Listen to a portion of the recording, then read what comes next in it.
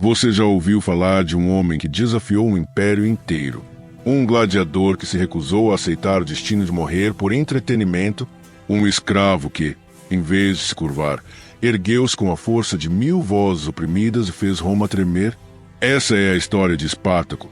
Não apenas um guerreiro, mas um símbolo eterno de liberdade. No século I a.C., Roma era um colosso de poder, mas também uma panela de pressão prestes a explodir. Enquanto os senadores viviam em palácios, os cidadãos assistiam a espetáculos sangrentos nas arenas. Milhões de escravos sustentavam o império com seu suor, suas lágrimas e seu sangue. Eram homens e mulheres sem nome, sem direitos, sem futuro. Para Roma, eles eram ferramentas. Para Espartaco, eles eram irmãos. Nascido na Trácia, região ao sul do Danúbio, Espartaco não era um homem comum. Era forte, inteligente, estrategista. Ainda jovem, lutou como soldado e conheceu os campos de batalha antes mesmo de conhecer a liberdade plena. Quando foi capturado pelos romanos, sua vida parecia estar condenada a uma existência de servidão.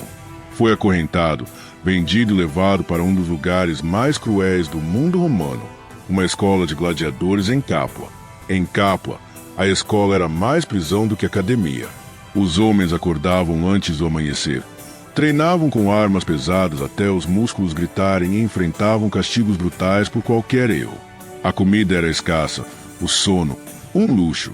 Mas ali, entre as correntes e chicotes, Espartaco não via apenas dor, ele via potencial. Cada gladiador ao seu lado era um guerreiro preso, esperando por uma chance de ser mais do que um brinquedo dos romanos. Na arena, o homem se tornava espetáculo. A dor virava diversão. A morte, aplauso. Espartaco observava, aprendia. Enquanto muitos aceitavam o papel que lhes foi imposto, ele forjava dentro de si um fogo silencioso. Algo queimava dentro daquele homem. Algo que não podia ser contido nem com aço, nem com chicotes, nem com correntes. E então veio a faísca. Em uma noite como qualquer outra, enquanto os guardas dormiam confiantes e os gritos do treinamento ainda ecoavam nas paredes de pedra, Espartaco liderou uma fuga. Armados com utensílios de cozinha, pedaços de madeira e uma determinação feroz, ele e cerca de 70 gladiadores romperam as amarras e escaparam pelas sombras.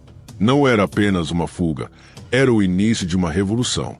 O que começou como um pequeno grupo de homens desesperados se transformou em uma legião.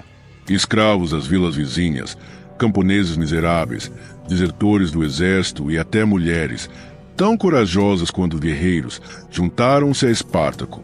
Entre eles, nomes como Critius, um gaulês de temperamento explosivo, e Gânicos, um mestre das arenas, trouxeram suas próprias visões para a revolta.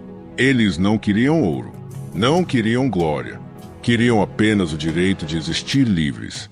E Espartaco, com a voz firme e o olhar determinado, passou a ser o rosto dessa esperança. Uma de suas primeiras vitórias aconteceu às sombras do Monte Vesúvio. Cercados por uma legião romana, Espartaco e seus homens improvisaram armas com vinhas e cordas, descendo as encostas como fantasmas na noite. Os romanos, confiantes em sua superioridade, acordaram com o caos. Foi a primeira vez que Roma sentiu o peso de um exército que não lutava por salário, mas por sobrevivência. Em poucos meses, aquele exército improvisado derrotou legiões inteiras do poderoso exército romano. Espartaco não era apenas um líder, ele era um gênio militar.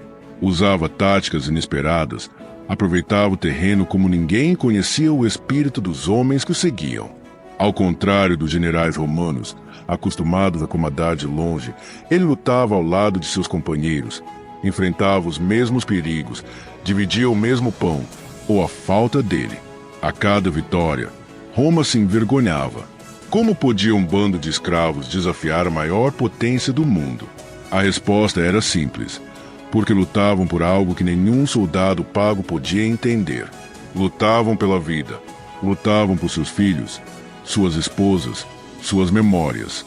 Lutavam para provar que, mesmo acorrentado, o ser humano ainda é dono do próprio destino. Espartaco queria atravessar os Alpes. Seu plano era fugir da Itália com seus seguidores e permitir que cada um voltasse à sua terra natal. Mas nem todos pensavam como ele. Crício sonhava com vingança, queria queimar Roma até as cinzas.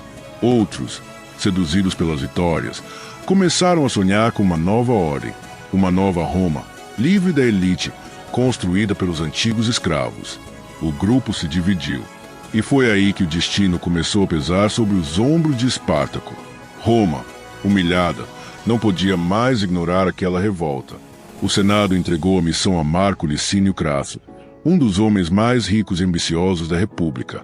Ele não buscava apenas acabar com a rebelião, buscava glória. Crasso organizou um exército gigantesco. Com métodos impiedosos, começou a cercar Espartaco.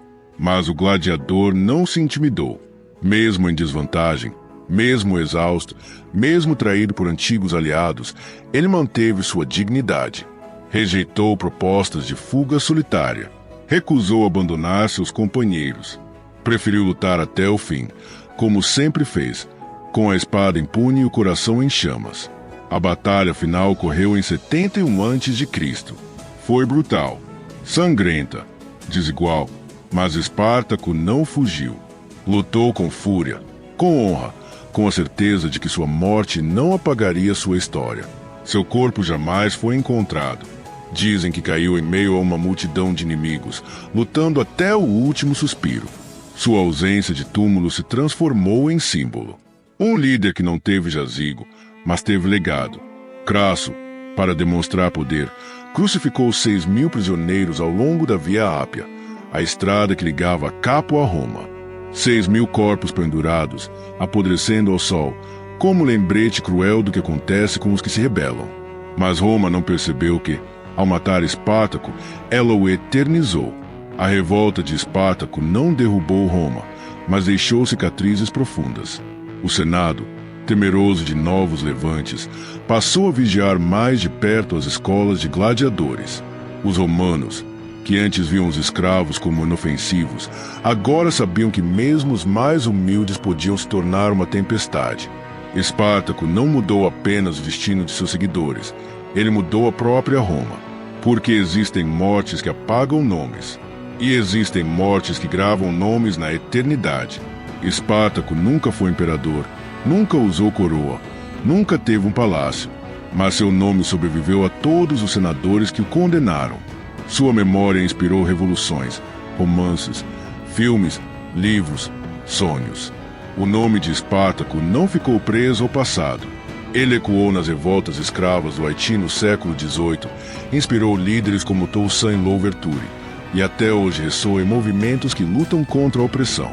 Toda vez que alguém se levanta contra a injustiça, é como se a espada de Espartaco fosse erguida novamente, cortando as correntes do medo. E talvez essa seja a maior vitória de todas. Ter transformado o desespero em força, a dor em coragem, a humilhação em história. Espartaco mostrou que um homem sozinho pode se tornar a faísca de um incêndio impossível de conter.